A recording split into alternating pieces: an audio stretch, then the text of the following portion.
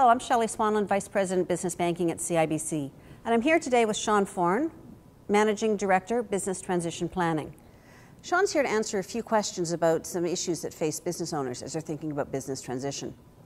Sean, in a recent survey conducted by PricewaterhouseCoopers, more than half of the family businesses are expected to change ownership by 2019. So it does show that business transition planning is top of mind for business owners, but only 20% of those owners have a plan. What do you find is one of the major impediments for owners to actually start to build a plan? I think in many cases, beyond just procrastinating about having to deal with the whole issue of stepping back and retiring and a transition, I think business owners lack a framework with which to deal with this issue. And so we try to give business owners a way to, if you will, transform this emotional decision into something that's a bit more rational.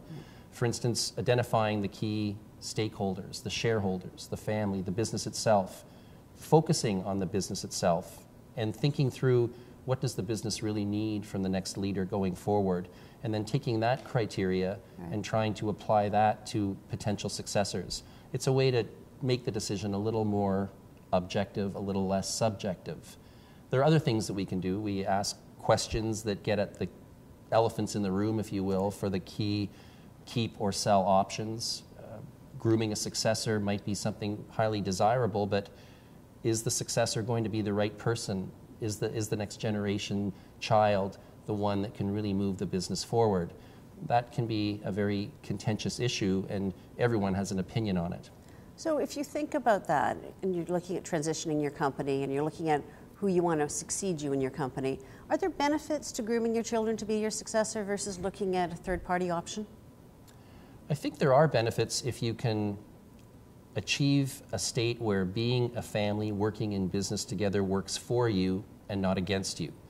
We know that mixing family and business can create tensions and conflicts that can be detrimental to the productivity of the business.